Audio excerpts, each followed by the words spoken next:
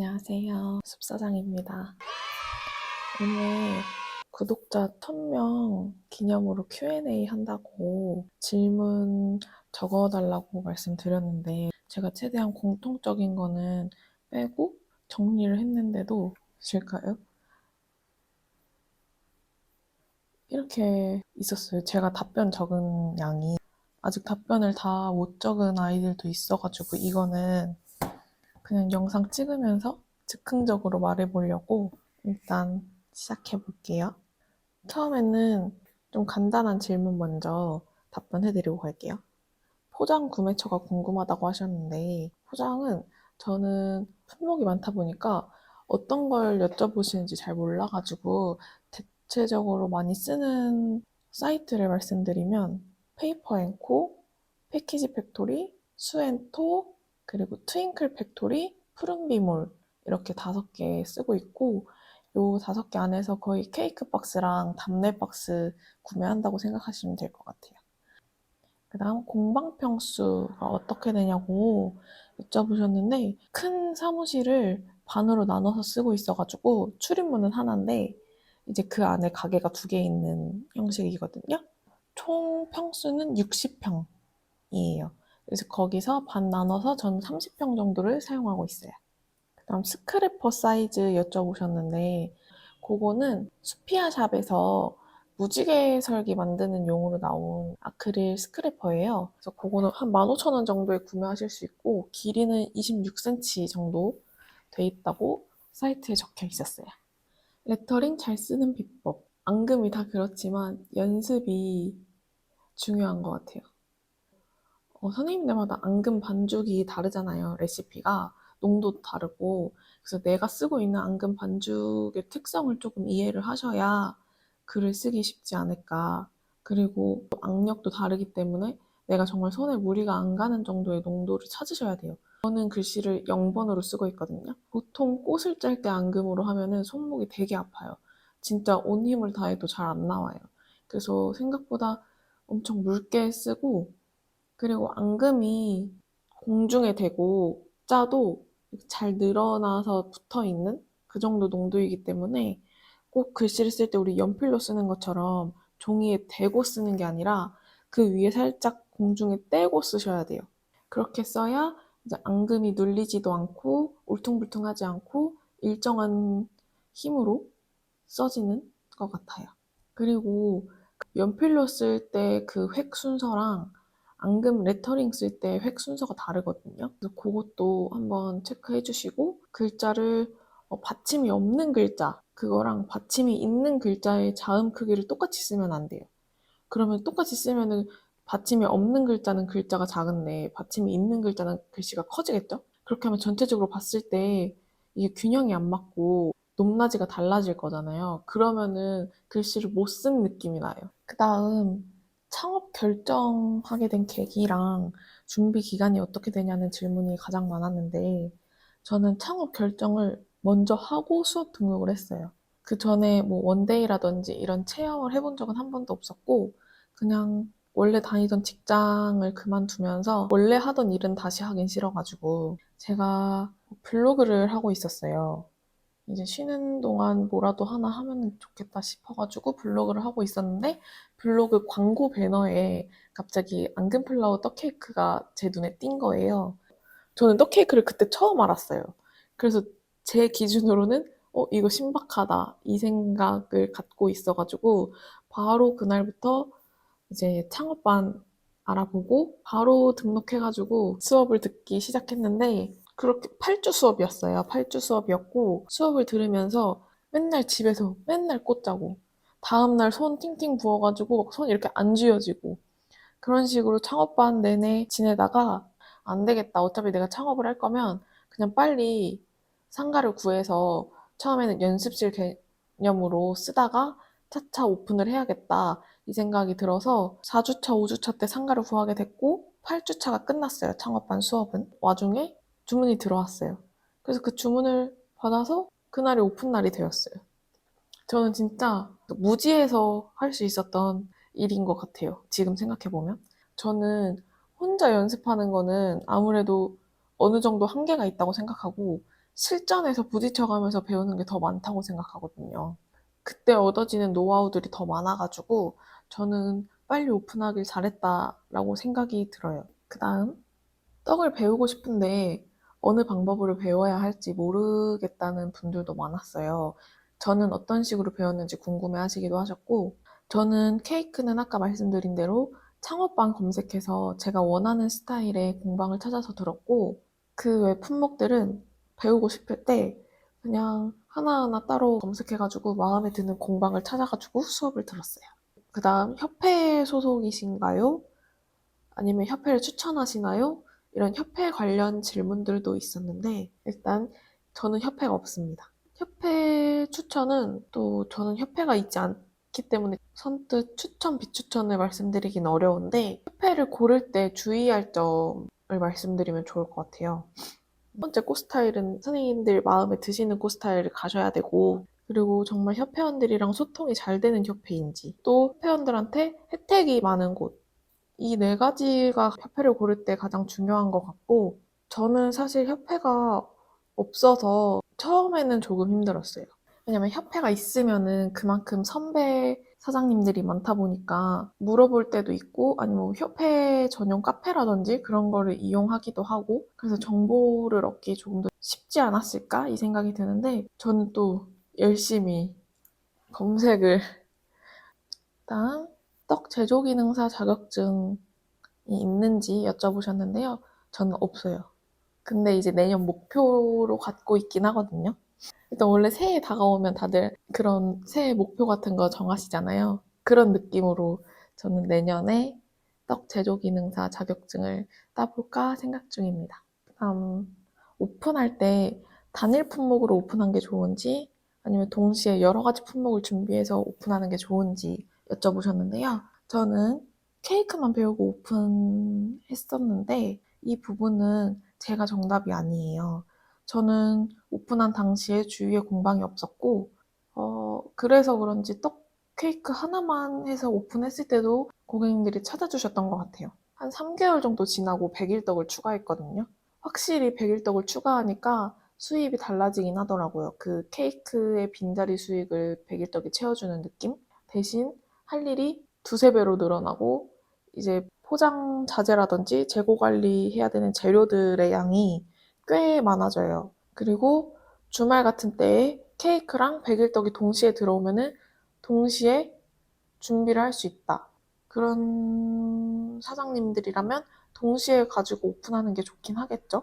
품목이 많을수록 고객님들이 찾아줄 수 있는 문이 많은 거니까 생각보다 예상치 못한 부분에서 고객님들이 많이 찾아주세요.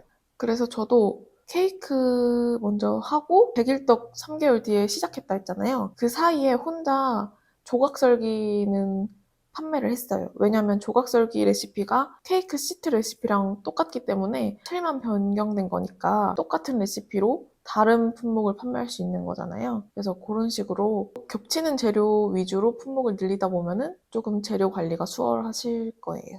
다음, 창업 비용이 어떻게 되시나요? 이거는 개인적으로 저한테 DM으로 질문 주셨었던 분들 계시고 굉장히 다들 궁금해 하시는 부분 같아요. 저는 처음에 찾았던 공방은 9평 정도 되는 1층 상가였고요. 좀 번화가 골목은 아니고 거기 기준으로 보증금이 500, 그리고 권리금 50 주고 들어갔고요.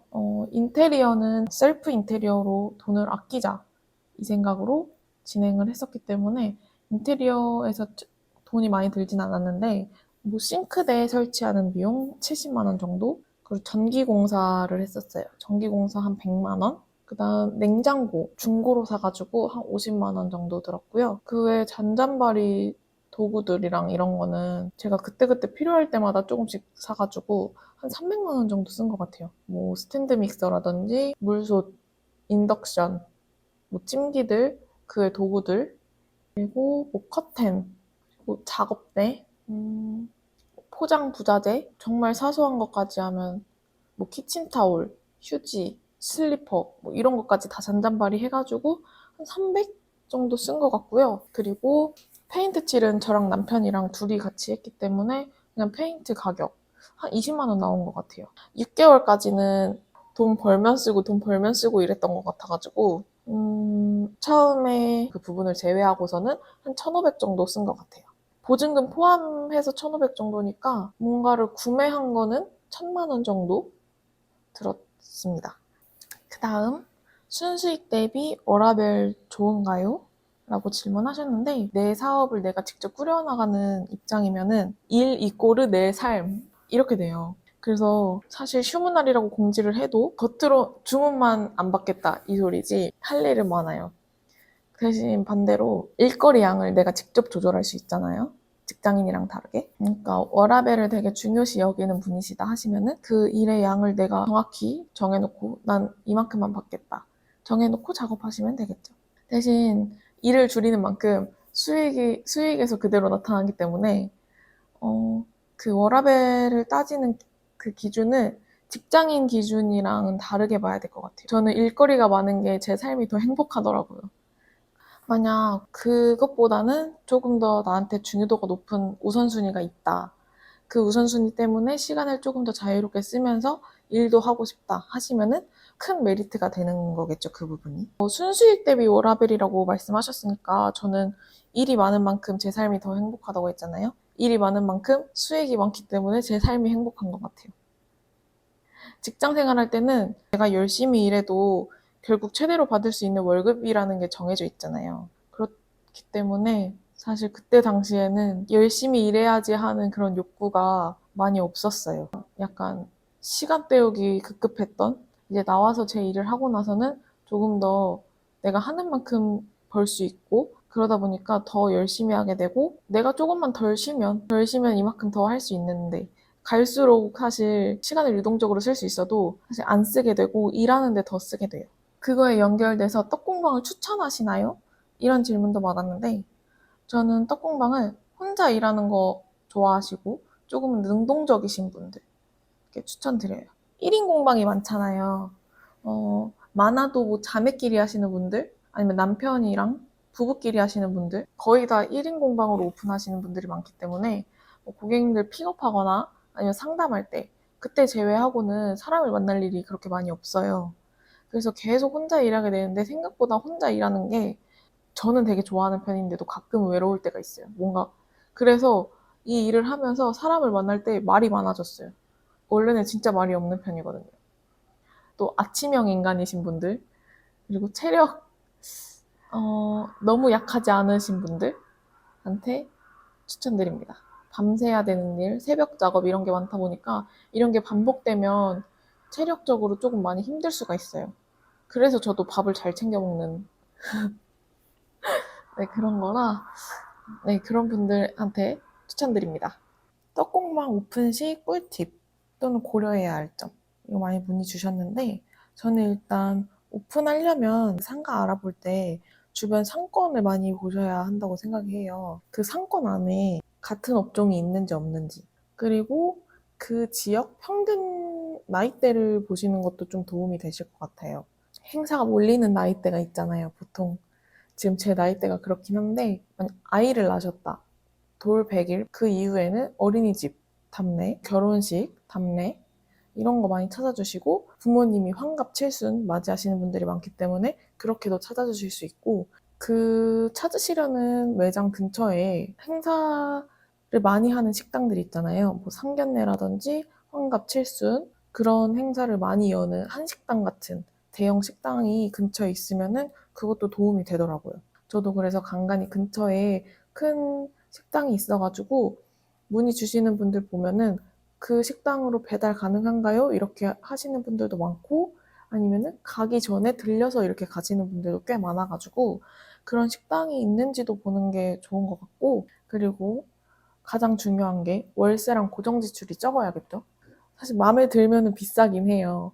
그래도 그 안에서 내가 커버가 가능하겠다 싶은 그 정도 선을 찾아보는 게 좋고 또 중요한 게 해가 잘 들어야 돼요. 사진을 보고 고객님들이 저희를 찾아주시는 경우가 많잖아요. 그래서 사진을 잘 찍어야 되는데 아침 작업이 많기 때문에 해가 드는 방향이 서쪽이면 조금 난감하겠죠?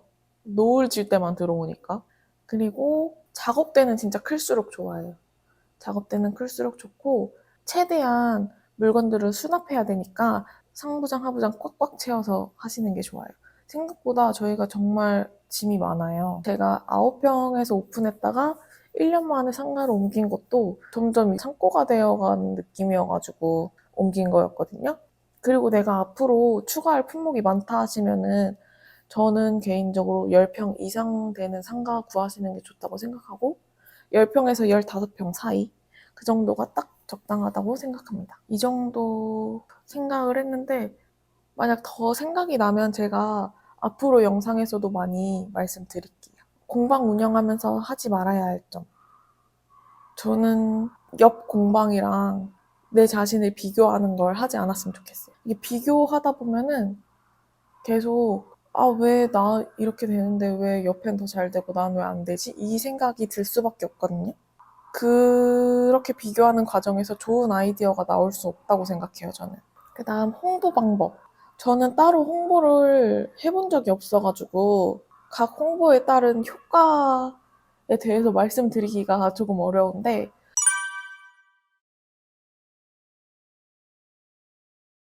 수풀만에 숨겨진 꿀팁을 진짜 곰곰이 생각했는데 저랑 겹치는 화형이 없는 게 장점이 아니었나 싶어요. 그리고 마지막으로 공방 꿀템. 이거는 제가 따로 안 그래도 영상을 찍으려고 자료들을 모으고 있었거든요. 그래가지고 이거는 추후에 제가 영상을 찍어서 올리도록 하겠습니다. 정리한 Q&A 질문 여기까지고요. 생각보다 많은 선생님들이 질문 주셔가지고 굉장히 기분이 좋았어요. 앞으로도 주기적으로 만약 궁금한 점들이 이제 추가되고 그러면은 제가 한번 모아서 또 그때 Q&A 2탄을 찍어보는 걸로 하겠습니다.